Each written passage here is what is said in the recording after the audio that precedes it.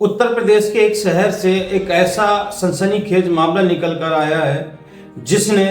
महिलाओं की सुरक्षा पर कई सवाल खड़े कर दिए हैं। जिसने भी ये खबर सुनी उसके रूह कांप गए और मुंह से चीखे निकल गए। दरअसल इतना ये भयावह खबर है कि एक शहर पर एक अकेली लड़की के साथ एक नहीं, दो नहीं, तीन नहीं, चार नहीं, पांच नहीं, बल्कि पूरे 23 लड़कों ने उस लड़की के साथ दुष्कर्म किया, उसकी अजमत लूटी और उसके साथ घिनौना काम किया। और एक दो दिन नहीं, लगातार उस लड़की के साथ में 7 दिनों तक ये 23 लोग लगातार उस लड़की के साथ में दुष्कर्म करते रहे, उसकी चीखों पुकार को दबाते रहे और उसके ऊपर भेड़िए बनकर टूटते रहे और शहर के अलग अलग हिस्सों में उस लड़की को ले जाते और वहां पर उसकी अजमत और इज्जत को लूटते और उसकी चीखों पुकार को दबा देते। दरअसल जब ये मामला सुर्खियों में आया तो ये आग की तरह पूरे देश पर फैल गया और हर कोई इस खबर को सुनकर सन्न है। और जिस लड़की के साथ में ये सारा कुकृत्य हुआ, जिस लड़की के साथ में हैवानियत हुई, वो लड़की कोई आम लड़की नहीं बल्कि एथलीट खिलाड़ी है और वो स्नातक की छात्रा भी है। उस लड़की के साथ में जो दरिंदगी हुई उसको जब उसके घर वालों ने सुना तो उनकी रूहें कांप गईं। दरअसल क्या है पूरा मामला, कैसे लड़की इन दरिंदों के चुंगल में आई और कैसे इन हैवानों ने उस लड़की के साथ 7 दिन तक कैसे ये दुष्कर्म करते रहे, कहां कहां ले जाते रहे, ये सब हम आपको बताएंगे इसी वीडियो में। और इस जब लड़की की दर्द भरी कहानी आप सुनेंगे और इसके साथ हुए अत्याचार को सुनेंगे तो शायद आप भी सुनकर हैरान व परेशान हो जाएंगे और आपकी भी रूह दहल उठेगी। तो बस पूरा वीडियो जानने के लिए आप वीडियो के अंत तक बने रहें, हम बताएंगे पूरी कहानी को विस्तार से। आदाब, नमस्कार, मैं हूं मुबीन खान। आज की जो सच्ची घटना की कहानी है वो कहानी है उत्तर प्रदेश के वाराणसी की और उसी वाराणसी का एक थाना लगता है लालपुर पांडेपुर और उसी लालपुर पांडेपुर थाना क्षेत्र की एक रहने वाली एक युवती है जिसके साथ दुष्कर्म का संगीन मामला सामने आया है। और उस लड़की, उस युवती के साथ में 7 दिनों तक लगभग 23 लोगों ने दुष्कर्म किया है। दरअसल क्या है पूरी कहानी इस तरह को शुरू होती है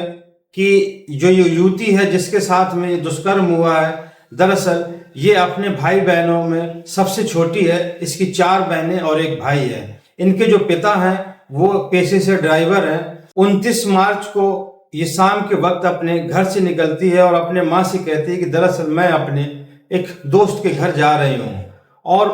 अपनी माँ से कहकर ये निकल जाती हैं। और जैसे ही वो रास्ते पर पहुंचती हैं तो रास्ते में उन्हें राज विश्वकर्मा मिल जाता है और उस युवती को बहला फुसला कर वो एक कैफे पर ले जाता है और फिर कैफे पर कोल्ड ड्रिंक पर इनको नशा मिलाकर पिला देता है। और नशा होने के बाद फिर ये राज विश्वकर्मा उस लड़की के साथ में पूरी रात दुष्कर्म करता रहता है। दरअसल ये आपको बता दें कि ये लड़की बालिग है और ये स्नातक की छात्रा भी है।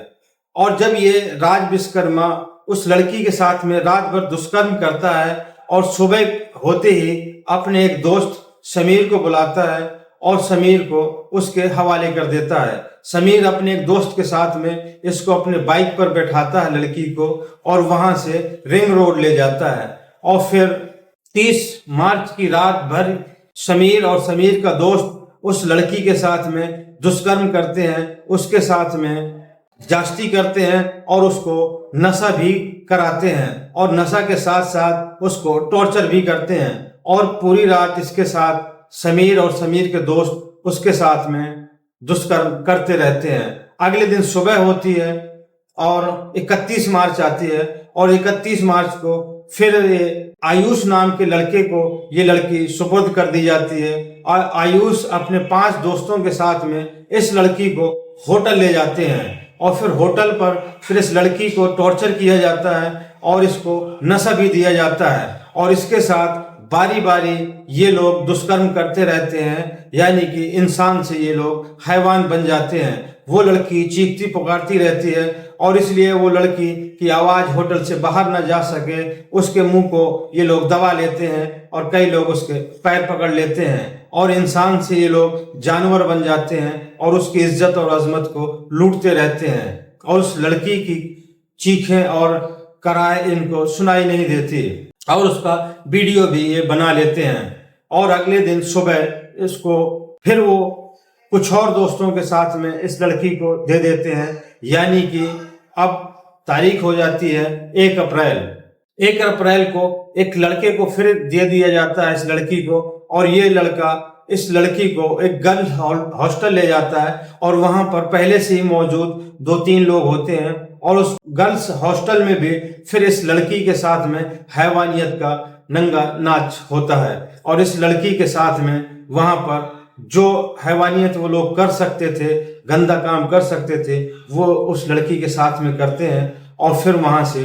हॉस्टल से उसको निकाल दिया जाता है। यानी कि अब 2 अप्रैल आ चुकी थी। अब 2 अप्रैल को फिर ये लोग दूसरे लड़कों के हवाले कर देते हैं और फिर लड़का इस लड़की को फिर वहां से ले जाता है और अपने दोस्त के साथ इसको अपने घर की छत पर ले जाता है और सारी रात वहां पर भी ये लोग इस लड़की को टॉर्चर करते हैं और इस लड़की को नशा कराते हैं और इसके साथ जबरदस्ती बारी बारी इसके साथ गंदा काम करते हैं। लड़की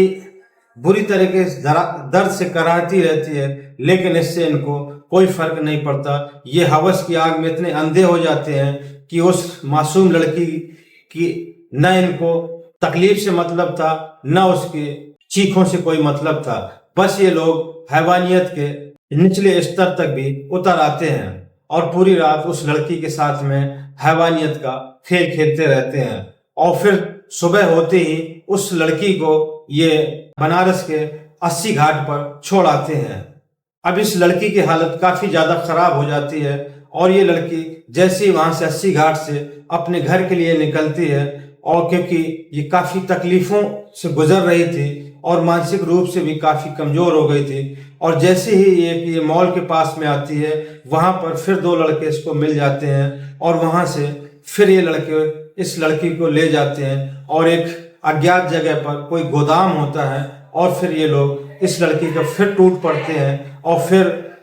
इस लड़की की इज्जत और अजमत को लूटते रहते हैं, इसके साथ गंदा खेल खेलते रहते हैं। ये लड़की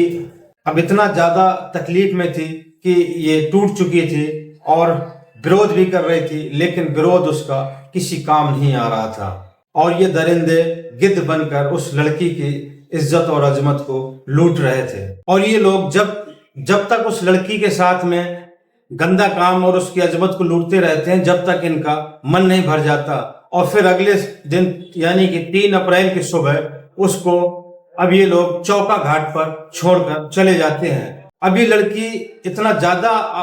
मानसिक रूप से और शारीरिक रूप से कमजोर हो चुकी थी कि ये अपने घर जाने की हिम्मत नहीं जुटा पाती, ना ही उस पर वो कुव्वत होती है और ना ही ये मानसिक रूप से मजबूत होती है और इसीलिए फिर ये अपने दोस्त के घर जाने का फैसला करती है और ये अपने दोस्त के घर जाती है और वहां पर सो जाती है।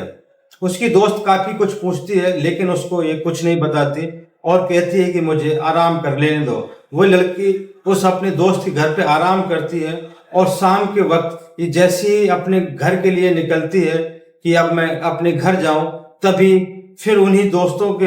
उन्हीं लड़कों के कुछ दोस्त आते हैं और फिर रास्ते में इसको घेर लेते हैं और बाइक में बैठाकर इसको एक कैफे पर ले जाते हैं और कैफे पर फिर इसको नशा देते हैं और फिर इस युवती के साथ में ये लोग गंदा खेल खेलते हैं और जब इनका मन भर जाता है तो फिर लड़की को छोड़ देते हैं। अब ये लड़की इतना ज्यादा टूट चुकी थी, फिर ये अपने दोस्त के घर आती है और फिर वहीं पर ये रात में सो जाती है। 4 अप्रैल को फिर ये अपने घर जाती है और जैसे ही जब घर जाती है तो घर वालों का बुरा हाल था क्योंकि घर वाले पहले से ही परेशान थे और उन्होंने थाने में जाकर गुमशुदगी की तहरीर भी दी थी, लेकिन उन्हें तो ये पता ही नहीं था कि इस बच्ची के साथ में इतना बुरा हादसा हुआ होगा और इस बच्ची इस तकलीफ से गुजरी होगी। लेकिन जब वहीं पर माँ के पूछने पर जब वो बच्ची बताती है और अपने साथ हुए हादसे को बताती है तो माँ की चीखें निकल जाती है क्योंकि कोई भी माँ बाप हो, क्योंकि उस लड़की के साथ में तो उसने जो कुछ हुआ उसने अपने आप में सहन किया, लेकिन एक माँ का दिल ऐसा होता है कि जब लड़की की ये दास्तां सुनी तो वो सदमा बर्दाश्त नहीं कर पाई और मुंह से उसकी चीखें निकल गई। फिर वहीं पर वो अपने पति को बताती, यानी कि उस लड़की के पिता को बताती है। पिता 6 अप्रैल को जाकर पांडेपुर थाने पर तहरीर देते हैं और 23 लोगों के खिलाफ में वो तहरीर देते हैं कि हमारी बच्ची के साथ 23 लोगों ने दुष्कर्म किया है। वहीं पर पुलिस इतनी बड़ी घटना को सुनकर आनन फानन पर मुकदमा लिखती है और 12 लोगों के खिलाफ नामजद मुकदमा दर्ज होता है और 11 अज्ञात लोगों के खिलाफ ये मामला दर्ज होता है। जैसी इस घटना की खबर पुलिस कमिश्नर मोहित अग्रवाल को मिलती है तो मोहित अग्रवाल आनन फानन पर एक मीटिंग बुलाते हैं और इस मामले को पूरा अपने संज्ञान में लेते हैं और जल्द से जल्द इस केस पर कार्रवाई करने का आदेश देते हैं और इस 3 थानों की पुलिस फोर्स को इस केस में लगा दिया जाता है। और वहीं पर अब तक 6 आरोपी पुलिस ने गिरफ्तार कर लिए हैं, बाकी आरोपियों की पुलिस तलाश कर रही है। तो दोस्तों, ये थी आज की सच्ची घटना की कहानी। ये घटनाक्रम सुनाने का मकसद किसी को आहत करना या किसी को परेशान करना नहीं, बल्कि आप लोगों तक सच पहुंचाना और आप लोगों को जागरूक करना है। जरा आप सोच कर देखिए कि जिस बच्ची के साथ में ये हादसा हुआ होगा तो उस पर क्या बीती होगी कि उसी के शहर में और उसी के साथ 7 दिन तक लोग बर्बरता करते रहे, उसकी इज्जत और अजमत को लूटते रहे और उसको शहर के कभी इधर से उधर से इधर शहर के अलग अलग ठिकानों पे ले जाते रहे और हर जगह गिद्ध बनकर उस पर टूटते रहे। और सिर्फ टूटे ही नहीं बल्कि उसके साथ उसको टॉर्चर भी किया और उसको नशा भी दिया। तो जरा सोच कर देखिए कि उसके जब ये सारी बात जब उनके माँ बाप को पता चली होगी तो उनके माँ बाप पर क्या बीती होगी। तो दोस्तों, जो भी आपकी राय हो अपनी राय जरूर दें और अगर ये वीडियो अच्छा लगा हो तो ज़्यादा से ज़्यादा लाइक करें, कमेंट्स करें और अगर चैनल पर नए हो तो चैनल को सब्सक्राइब करें। और दोस्तों, अगर फेसबुक पर देख रहे हो तो पेज को फॉलो करें। लेकिन दोस्तों, कमेंट कर अपनी राय जरूर दें और ये भी बताएं कि आप ये मेरा वीडियो कहाँ से देख रहे हैं। मिलते हैं अगली वीडियो में नई कहानी के साथ। जय हिंद।